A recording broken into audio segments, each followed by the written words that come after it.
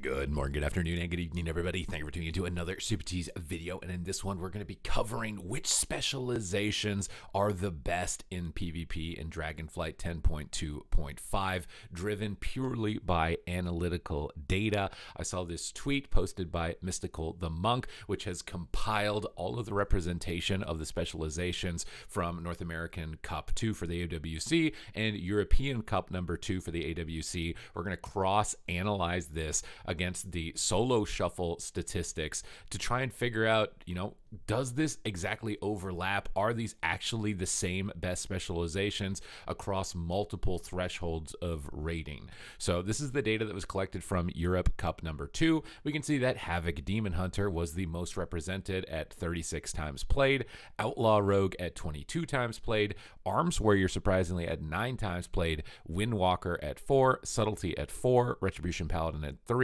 and Unholy Death Knight at 1, and then the rest, basically nothing else after that for melee DPS. So only 5 specializations represented, or 6, sorry. No, my math is really bad here. 7 represented, 7 melee DPS specializations represented here for EU Cup number 2. For ranged, we had Destruction at 22 games played, Elemental at 18 games played, Boomkin at 8, Arcane at 7, Demo at 5, Devastation at 2, and that was it. We had 6 range specializations represented. And for healers, we had Resto Druid at the most at what I believe is 29. My eyesight is not good enough to read that tiny text. Resto Shaman at 23, Holy Priest at a pretty staggering 21, Preservation Evoker at 4, and Mistweaver at 4, Paladin and Disc at 0. So 4 healing specializations represented. Honestly, pretty decent balance when we consider and move over to North America, which is kind of interesting to see how the graph flips around a little bit as far as representation.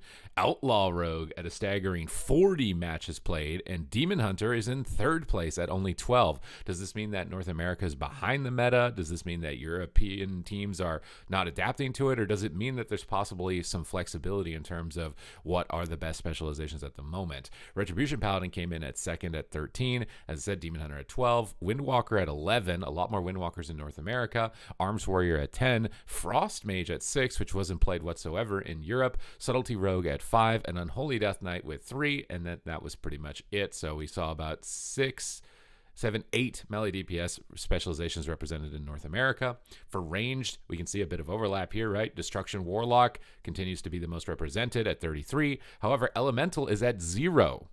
So this is very interesting to see that from one region, Elemental Shaman was represented, as the 2nd highest range specialization, and then not whatsoever in North America, which does mean that representation doesn't always equate power or strength, and that there may actually be specializations that are powerful that a lot of players aren't considering, just seeing this massive difference right away with that. Arcane Mage at 14, which is very similar to Europe, and Shadow Priest at 13, which again, in Europe, there was 0 Shadow Priests played. However, in Europe or North America, we saw Shadow Priest take Cup number 1. I think they came in 4th for Cup number 2. And they were able to qualify into the top 3 through a tiebreaker into that top 3 gauntlet with the Shadow Priest. So again, Shadow Priest, is it bad? Is EU behind the meta? Is NA ahead of the meta? I'm really excited for the cross-region tournament that's going to pit these metas against each other, and we can really kind of decide that and see that moving forward. Balanced Druid, about similar representation across both regions. Devastation Evoker at 5, which is, a little bit higher, but still around probably about the same. We saw no Demonology Warlocks from North America, though, unlike what we saw in Europe. So again, a little bit of a flex difference there, but pretty much only 5 range DPS in North America as opposed to the 6 from Europe. Not a massive difference. When we look at healers, right, when we're bouncing between these, the graphs look very similar, except for the fact that Mistweaver Monk is taking the spot of Holy Priest, whereas in Europe we saw very minimal Mistweaver Monk. In North America, we're seeing 20 games of Mistweaver Monk, Resto Shaman, and Druid in about the same spot. And I kind of wonder as time goes on if Shaman is going to replace the Druid bar on this graph, because I feel like a lot of players, going into this tournament would have said, Outlaw, Destro, Resto, Druid, which are the most represented specs, were likely to be kind of the game-winning comp. This comp didn't win a single cup. This comp actually didn't win a single cup, even though it's the most represented specializations. They actually didn't win a single cup. It ended up being Resto Shaman, Destro, Demon Hunter. It ended up being Subtlety, Holy Priest, Windwalker.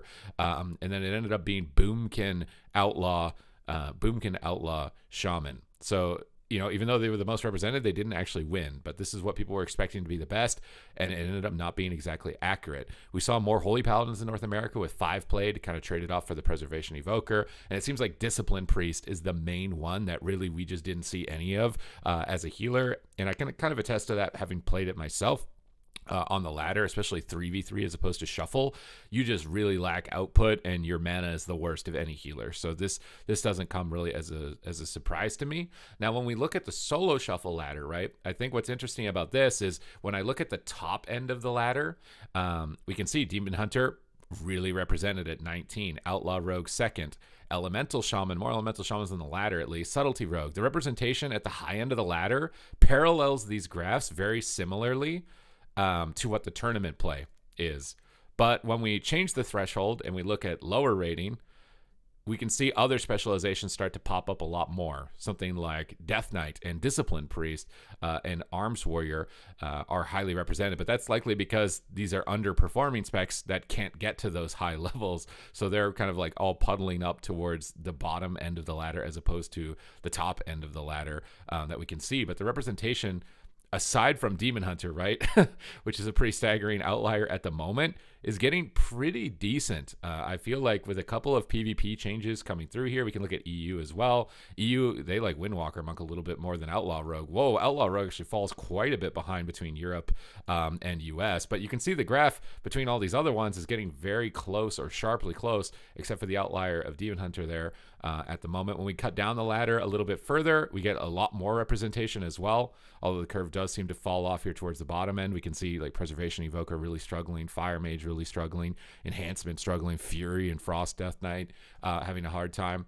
And it's really just this outlining curve where if we can bring down some of this is likely to be like a really well represented and balanced season, just with a couple of minor tweaks. So I just wanted to make this video to cover that, show you guys what's going on with the representation, see if it parallels or not. And I think in a lot of cases it does, even throughout any range of the ladder, that we see that staggering jump off once we get to the top. But for the mid range, pretty decently represented. Bring up some of these underrepresented specs a little bit in terms of power, so we'll likely see them more maybe possibly here in tournament as well.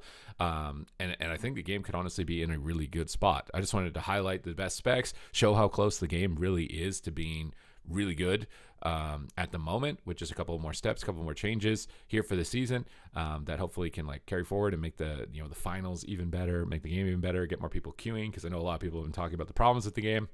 Why is the population low? I think game balance is definitely one of them when we've got outliers like this, as well as MMR. But the MMR is it's a compounding issue because less people are playing, so there's less MMR. But so you got to artificially juice it up, I think, a little bit more here.